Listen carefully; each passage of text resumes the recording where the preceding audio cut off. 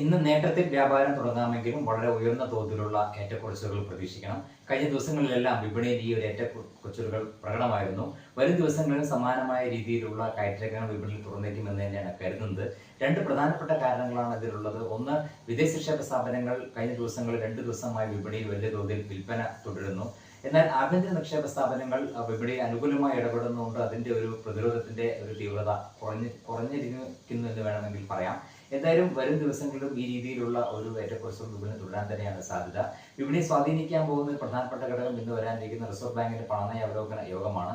Reserve ബാങ്കിന്റെ പണനയ അവലോകന യോഗത്തിൽ നിരക്ക് കുറയ്ക്കൽ ഉണ്ടായിരിക്കുമെന്ന് തന്നെയാണ് കരുതുന്നത്.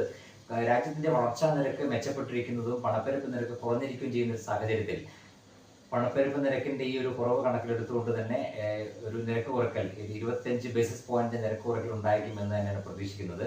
ആഗോള സാഹചര്യങ്ങൾ വളരെ തൃപ്തികരമാണ്. ഇന്നലെ US വിപണികളിൽ വലിയ നേട്ടത്തിലായിരുന്നു വ്യാപാരം അവസാനിപ്പിച്ചത്. യൂറോപ്യൻ വിപണികളിൽ നേട്ടത്തിലായിരുന്നു വ്യാപാരം അവസാനിപ്പിച്ചിരുന്നത്. ഈ രണ്ട് ഘടകങ്ങളും ഇന്നത്തെ വിപണിയുടെ തുടക്കത്തിൽ നേട്ടത്തിൽ തുടങ്ങുന്നതിന് സഹായമാവുകയും ചെയ്യും. മറ്റൊരു പ്രധാനപ്പെട്ട ഒരു വിപണി പ്രതിരോധത്തിലാക്കുന്ന ഒരു പ്രധാനപ്പെട്ട ഒരു ഘടകം അടുത്ത ആഴ്ച വരാനിരിക്കുന്ന US-ന്റെ പുതിയ തീരുവ പ്രഖ്യാപനമാണ്.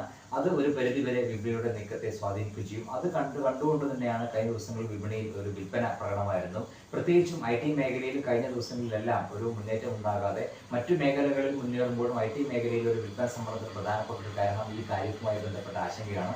അതുകൂടെ വിപണിയുടെ നീക്കത്തിൽ നിർണായകമാവുകയും ചെയ്യും. എന്തായാലും ആഗോള സാഹചര്യങ്ങളും വിദേശ നിക്ഷേപ സ്ഥാപനങ്ങളുടെ നിലപാടുകളും തന്നെ ഒരു പരിധിവരെ വിപണിയുടെ മുന്നേറ്റം നിർണായകമാവുക.